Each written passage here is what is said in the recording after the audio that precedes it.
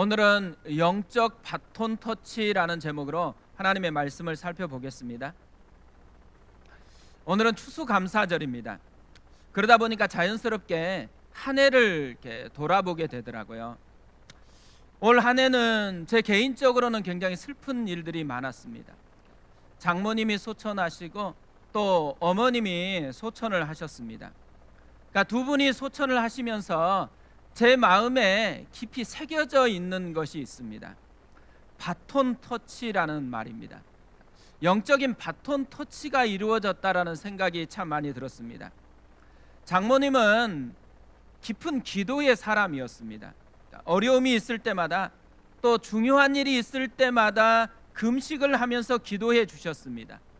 교회를 개척하니까 교회가 건강하게 세워지도록 누구보다도 간절하게 또 계속해서 기도해 주셨습니다.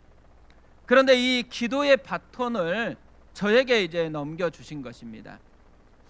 어머니는 조건 없는 사랑으로 저를 먹여 주셨습니다. 이 사랑의 바톤을 또 저에게 넘겨 주신 것이더라고요. 오늘 말씀을 보면 영적 바톤 터치라는 생각이 들어집니다.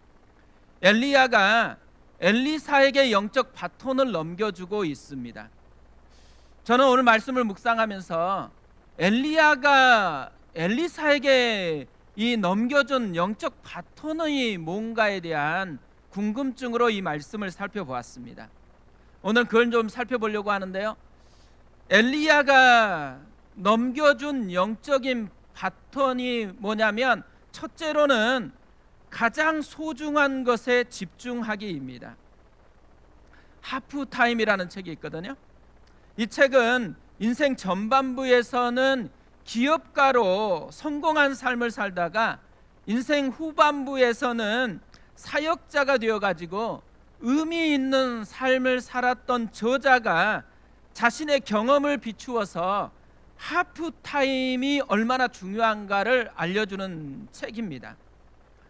하프타임을 통해서 인생 전반전보다 인생 후반전을 더 잘 살아야 된다라는 것이죠.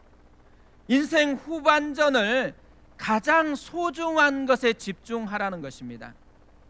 엘리야의 인생을 살펴보면요, 전반전과 후반전으로 나눌 수 있다고 생각을 합니다. 엘리야의 인생의 전반전은 엄청난 사역들을 향해서 투자를 했습니다. 850대 1의 영적인 싸움에 그의 인생을 투자를 했습니다. 이기면은 나라가 바뀌어질 거라고 생각을 했어요. 그런데 이겼는데도 불구하고 아무런 변화가 없는 것입니다. 너무 좌절감이 찾아왔을 때 호렙산에서 인생의 하프타임을 겪게 되어집니다. 하나님께서 그의 인생의 방향을 조종하십니다. 화려한 바람이나 지진이나 불 속에서가 아니고 세미한 소리로 하나님이 나타나셨습니다. 그러면서 그의 인생을 집중해야 될 것을 말씀하신 것이죠. 사람을 세우라는 것이었습니다. 그러면서 엘리야의 인생 후반전이 시작이 되어집니다. 오늘 말씀은 엘리야가 엘리사를 제자로 부른 후에 약 10여 년 세월이 흐른 지점입니다.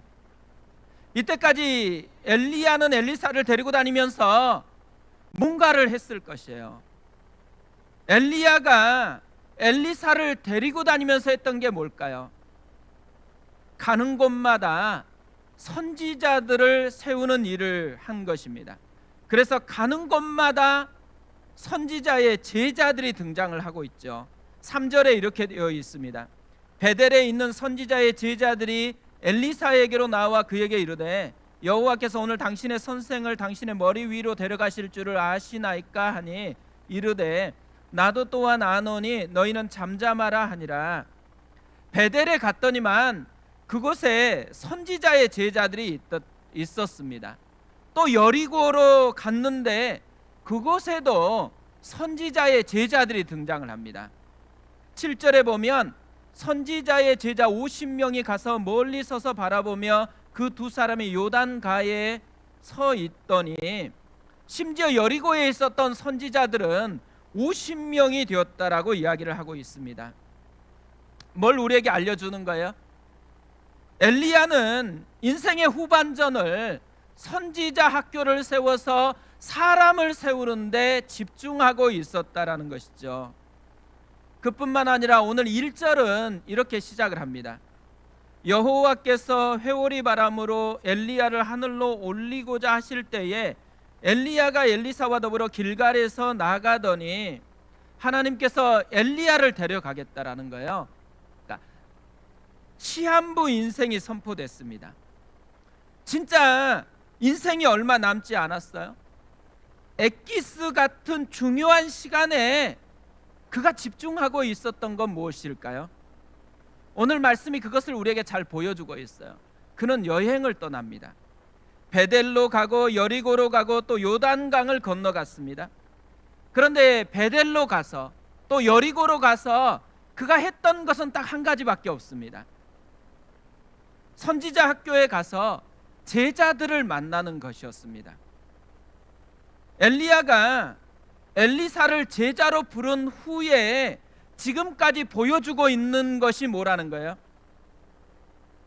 엘리야는 엘리사에게 가장 소중한 것에 집중하는 삶이 무엇인지를 보여주고 있다라는 거죠. 엘리야는 전반전에는 엄청난 기적의 삶에 인생을 들였거든요. 그러나 하프타임을 통해서 기적이 역사를 바꾸는 것이 아니고 사람이 역사를 바꾼다라는 것을 깨닫게 됐습니다. 그러자 이후에는 사람을 세우는데 자신의 인생을 모두 다 집중하는 거예요.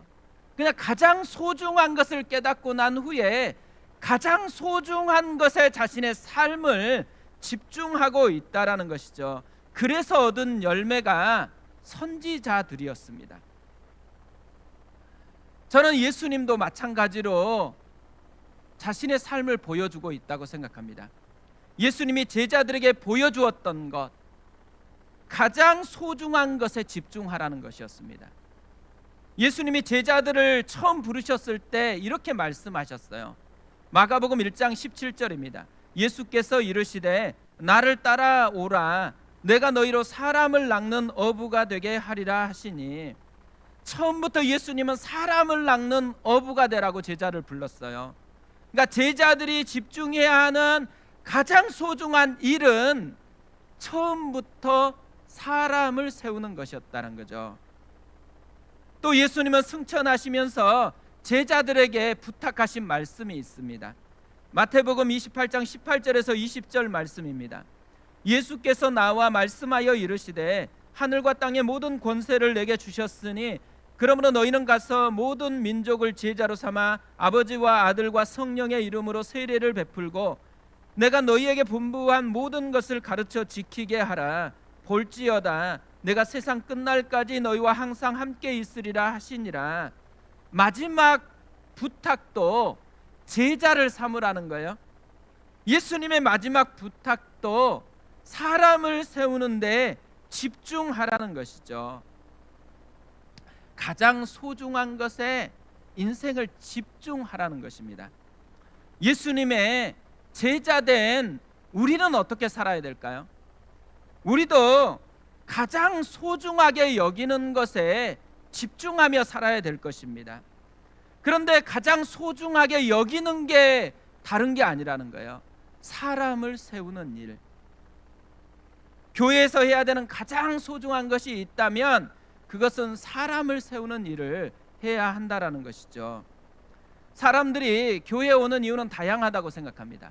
아마 기본적으로 우리가 예배에 오는 이유가 있다면 은혜를 받으려고 온다고 생각합니다. 예배 가운데서 하나님의 은혜를 깨달으려고 하는 것이죠. 기도회를 참여해도 기도하려고 하는 이유가 어디 있겠어요? 하나님의 은혜를 느끼기 위해서 나온다고 생각해요. 또 어떤 분들은 외롭기 때문에 좀 사귐을 위해서 교회를 옵니다. 영적인 친구를 만났으면 좋겠고, 그래서 공허함이 아니고 좀 따뜻한 관계 속에서 살아가기 위해서 교회를 오는 것이죠. 이런 많은 것들은 다 필요하다고 생각을 합니다. 그런데 거기서 멈추면 안 된다라는 거예요. 여기서 멈추면 때로는 교회 생활이 힘들어질 수가 있습니다. 사람을 세우는 데까지 나가야 된다라는 것이죠.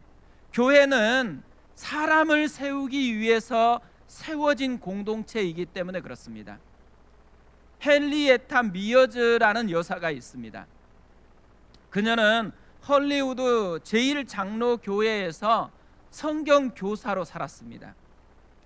최고의 복음 전도자로 알려진 빌리 그레함, 또 CCC를 창설했던 빌 브라이트 등 400여 명이 넘는 기라성 같은 영적인 리더를 길러내었던 분입니다. 대학 시절에 예배 드릴 때 빌 브라이트 박사님이 오셔서 설교를 하셨습니다. 이 빌 브라이트이 자기 인생을 변화시켜 주었던 헨리에타 미어즈 여사에 대해서 이야기를 하고 소개를 해 주었습니다. 그런데 그 순간 제 가슴 속에서 이 깊은 기도가 나오는 거예요. 저도 저런 인생을 살고 싶다고. 그러니까 사람을 세우는데 제 인생을 다 드리고 싶다라는 기도를 하나님 앞에 드렸습니다. 근데 신기한 건 그 다음이에요. 가슴이 뛰기 시작하는 거예요. 막 가슴이 너무너무 뛰기 시작하는 것입니다.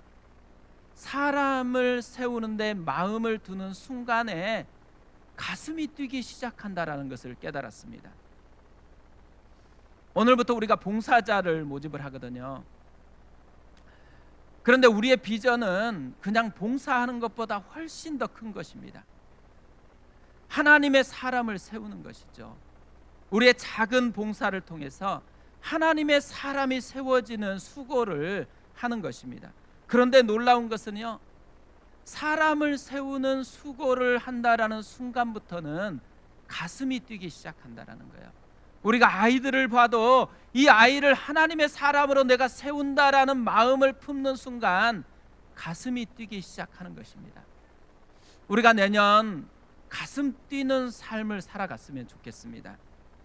두 번째로요, 엘리야가 남기는 영적 버튼이 뭐냐면, 버튼은 갈망을 일으키기입니다. 대학 시절에 제가 맛보았던 가장 큰 축복이 뭘까 생각해 보니까요, 나도 저렇게 살았으면 좋겠다라는 갈망을 일으키는 많은 분들을 만났다라는 것입니다. 어떤 분을 보면 나도 저렇게 말씀을 좀 깊이 봤으면 좋겠다라는 갈망이 일어났습니다. 또 어떤 분은 나도 저렇게 깊이 기도했으면 좋겠다라는 갈망이 생겨났습니다. 김중곤 목사님은 설교하다가 예수님에 대해서 이야기를 하기 시작하면 우셨습니다. 또 웃었습니다. 그러니까 울다가 웃는 이런 설교를 참 많이 하셨거든요. 예수님을 깊이 사랑했기 때문에 그런 거죠. 김중곤 목사님을 뵈면서 나도 저렇게 예수님을 좀 깊이 사랑했으면 좋겠다라는 갈망이 계속해서 일어났습니다. 그리고 제 주변에는 많은 간사님들이 있었습니다. 자신의 인생의 가장 황금기와 같은 시간을 누군가를 위해서 헌신하는 분들이었습니다. 그런데 저는 제 인생에서 그게 너무나 가슴이 뛰고 아름답게 느껴졌습니다. 그래서 하나님, 제 인생 전부도 저렇게만 드릴 수 있으면 너무 좋겠다라는 갈망을 가지게 되었던 것이죠. 엘리사가 엘리야를 따라다니면서 가졌던 가장 큰 것이 있다면 갈망이라고 생각을 합니다. 자신도 엘리야처럼 살고 싶은 갈망을 가진 것이죠. 오늘 말씀을 보면 좀 구조는 되게 독특을 합니다. 엘리야는 자꾸만 여기 머물라고 얘기를 하는데 엘리사는 반드시 가겠다고 이야기를 하는 것이죠. 2절에 이렇게 되어 있습니다.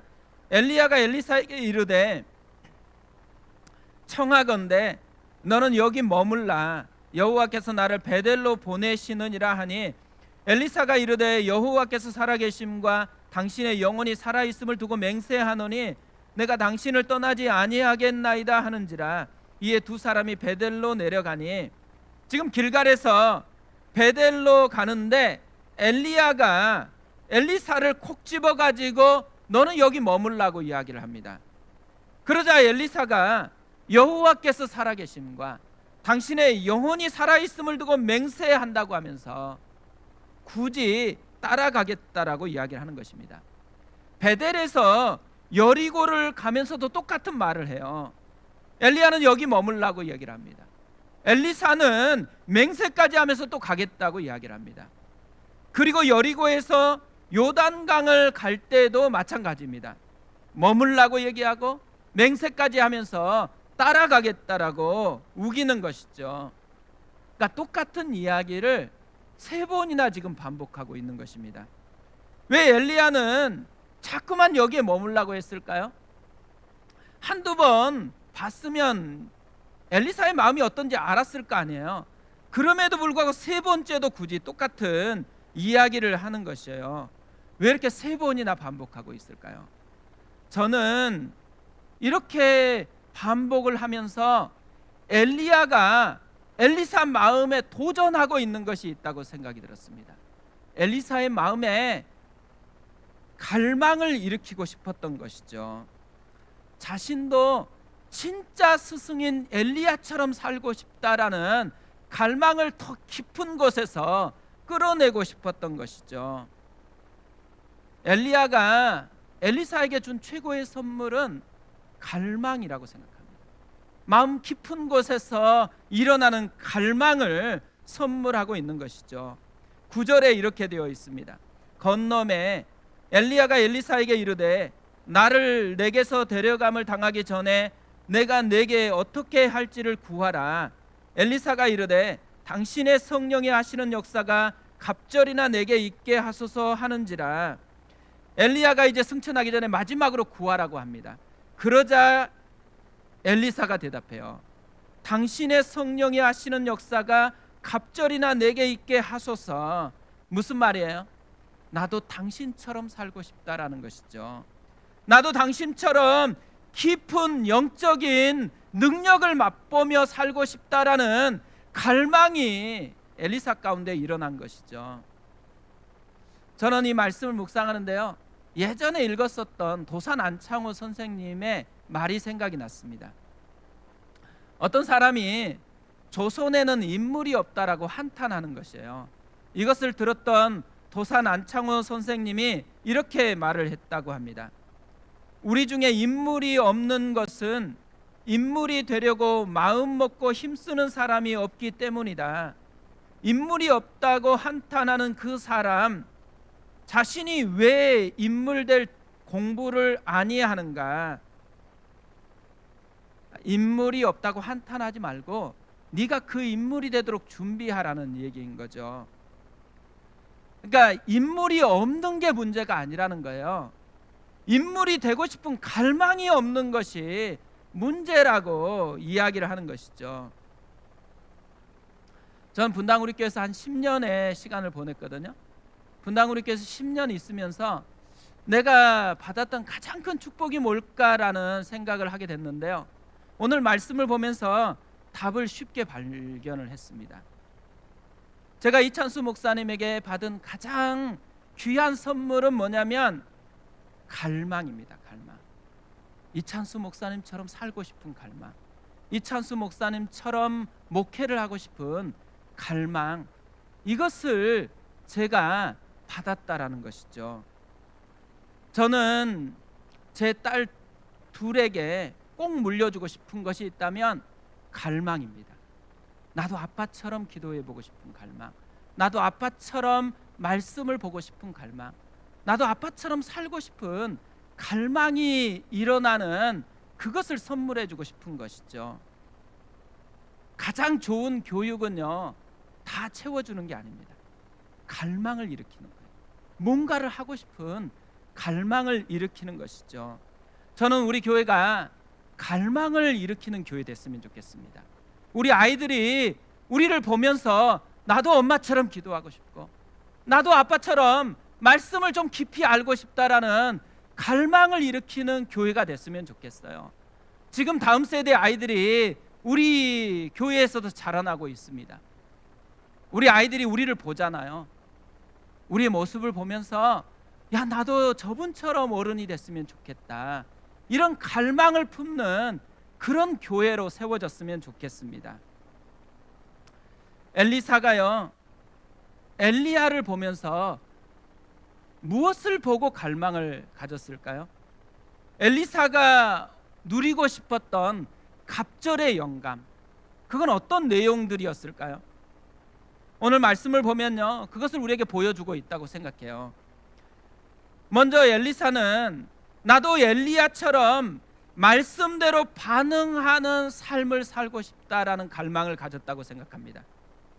말씀대로 반응하는 영성을 엘리야가 보여준 것이죠. 오늘 말씀에 보면 엘리사가 엘리야를 따라다니면서 가장 많이 본 것이 무엇인지를 우리에게 알려줍니다. 하나님의 말씀대로 반응하는 삶이었습니다. 2절을 다시 보면 이렇게 되어 있습니다. 엘리야가 엘리사에게 이르되 청하건대 너는 여기 머물라 여호와께서 나를 베델로 보내시느니라 하니, 엘리야가 길갈에서 베델로 이동하려는 이유가 뭐예요? 여호와께서 나를 베델로 보내시기 때문입니다. 말씀하셨기 때문이라는 거예요. 또 엘리야가 베델에서 여리고로 가려는 이유는 무엇이었을까요? 4절에 보면 여호와께서 나를 여리고로 보내시느니라입니다. 또 여리고에서 요단으로 갔던 이유는 뭐겠어요? 마찬가지예요. 6절에서 여호와께서 나를 요단으로 보내시느니라입니다. 엘리야가 움직이는 이유는 딱 하나입니다. 말씀대로. 말씀이 가라고 하면 가는 것이고, 말씀이 멈추라고 하면 멈추는 거예요. 말씀이 하라고 하면 하는 것이고, 말씀이 하지 말라고 하면은 하지 않는 것입니다. 마치 엘리야는 자기 인생을 통해서 이런 찬양을 부르고 있다고 생각을 해요. 주님 말씀하시면 내가 나아가리다. 주님 뜻이 아니면 내가 멈춰서리다. 나의 가고 서는 것 주님 뜻에 있으니 오 주님 나를 이끄소서. 뜻하신 그곳에 나 있기 원합니다. 이끄시는 대로 순종하며 살리니 연약한 내 영혼 통하여 일하소서. 주님 나라와 그 뜻을 위하여 오 주님 나를 이끄소서. 그러니까 진정한 영성은 말씀대로 반응하는 삶이라는 거죠. 또 하나 엘리사가 엘리야에게 본받아야 하는 영성의 내용은 하나님을 갈망하는 영성입니다. 10절에 이렇게 되어 있습니다. 이르다 내가 어려운 일을 구하는도다. 그러나 나를 내게서 데려가시는 것을 내가 보면 그 일이 내게 이루어지려니와 그렇지 아니하면 이루어지지 아니하리라 하고, 오늘 우리가 말씀에 살펴본 것처럼 엘리야가 엘리사에게 하는 주던 메시지가 뭐였어요? 여기 머물라라는 거예요. 따라오지 말라라는 것이었습니다. 그런데 마지막으로 하는 엘리야의 메시지는 뭐예요? 따라와야 된다는 거예요. 끝까지 따라와서 반드시 보아야지만 갑절의 영감을 네가 누리게 될 것이라고 이야기합니다. 끝까지 따라와서 엘리사가 반드시 보아야 되는 것이 무엇이었을까요? 엘리야가 얼마나 멋지게 승천하느냐가 아니에요. 하나님의 주도하심입니다. 나를 내게서 데려가시는 것, 즉 하나님이 엘리야를 데려가시는 것을 보아야 한다라는 것이죠. 엘리사가 엘리야의 인생 전체를 통해서 보아야 했던 정말 중요한 게 뭐냐면 그의 엄청난 사역의 업적이 아니에요. 연약한 인생 가운데서 위대한 일을 행하시는 하나님의 능력을 보아야 한다라는 것이죠. 내가 사라져도 걱정하지 말라는 거예요. 하나님의 함께함이 있기 때문에 나를 보지 말고 하나님을 갈망하라는 메시지를 하고 있는 것이죠. 그러면 너도 위대한 삶을 살아가게 될 것이라는 말이죠. 분명히 엘리사도요, 엘리야처럼 능력 있는 삶을 갈망을 했어요. 그래서 갑절의 영감을 달라고 하는 것이잖아요. 그 갈망에 대한 엘리야의 대답은 하나님만을 갈망하라는 것입니다. 우리도 마찬가지죠. 우리도 능력 있는 삶을 살고 싶잖아요. 그러면 하나님만을 갈망해야 된다라는 거죠. 우리가 예배에서 해야 되는 가장 중요한 것이 있다면 이것이에요. 연약한 우리에게서 능력의 하나님에게로 우리의 시선을 옮기는 것입니다. 오직 하나님만을 갈망하는 것이죠. 그래서 그분의 능력이 내 능력이 되도록 하는 것, 이것이 우리가 예배를 드릴 때마다 해야 되는 것이라는 거죠. 마지막으로 오늘은 한 이야기를 하고 설교를 마무리하려고 합니다. 지난주 목요일에도 평상시처럼 청계산 기도원에 가서 기도를 했습니다. 항상 제가 기도하는 자리에서 산자락에서 기도를 하거든요. 근데 오후 3시가 조금 넘으니까 비가 오기 시작하는 거예요. 그래서 이제 예배당에서 기도하려고 들어갔습니다.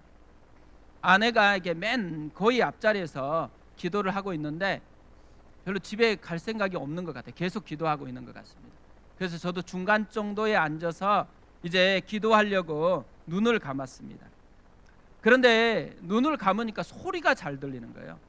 옆에 있는 사람들이 기도하는 소리, 또 한 분은 목사님이신 것 같아요. 그러니까 설교를 거기에서 또박또박 이렇게 하시더라고요. 말씀도 있고 그날 주일 설교인지 모르지만 또박또박 거기서 읽고 있는 거예요. 근데 제가 목사다 보니까 별로 그렇게 거슬리지는 않았어요. 그 대부분이 방언으로 기도를 하고 있는 것입니다. 그런데 저의 귀를 사로잡는 소리가 있는 거예요. 뒤에서 정말 예쁘고 아름다운 목소리로 방언 기도를 하시는 겁니다.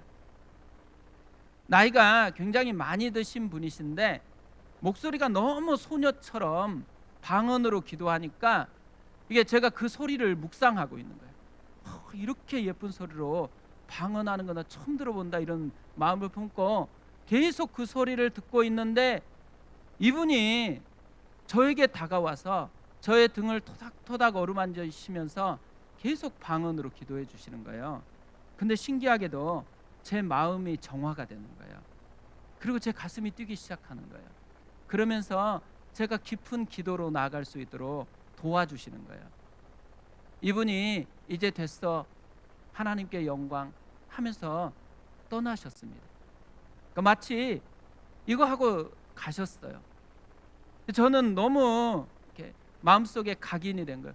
하나님께서 천사를 보내셨나 보다.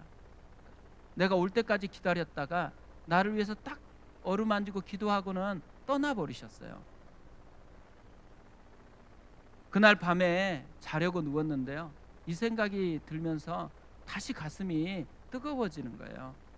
이 뜨거운 가슴을 안고 잠이 들었거든요. 근데 다음 날 새벽에 영어 단어 하나가 생각이 나서 깨었습니다.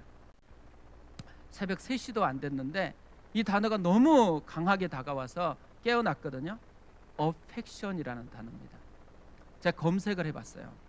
근데 제 눈에 확 들어오는 의미가 있더라고요. 보살핌. 저는 이 단어를 뜻을 보는 순간 너무 마음이 감격스러운 거예요. 하나님께서 정말 나를 보살피고 있었구나. 하나님께서 정말 나를 어루만지고 계셨구나. 그리고 나를 어루만지고 보살피는 것을 깨닫게 해주기 위해서 하나님께서 사람들을 자꾸자꾸 보내주셨구나. 이게 생각이 난 거예요. 그러면서요, 하나님이 저만 그런 것이 아니고 우리 교회에 섬기는 한 분 한 분을 어루만지고 계시는 거예요. 보살피고 계시는 거예요. 그런데 그것을 알기를 원하시는 거예요.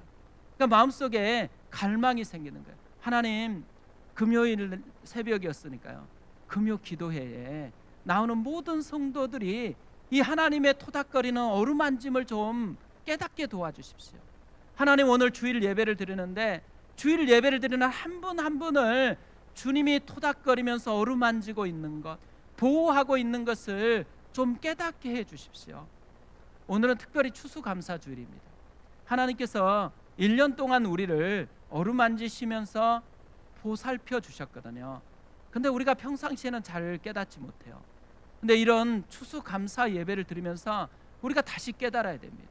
하나님이 내 인생을 어루만지시면서 나를 보살펴 주셨다라는 것, 또 그것을 알려주기 위해서 우리 곁에 누군가를 선물로 주셨다라는 것. 오늘 추수감사주일에 이 하나님께 감사했으면 좋겠고요, 또 하나님께서 우리에게 이 하나님의 마음을 깨달을 수 있도록 선물하신 한 사람 한 사람, 그분을 생각하면서 그분에게 좀 감사함으로 한 주를 보내셨으면 좋겠습니다.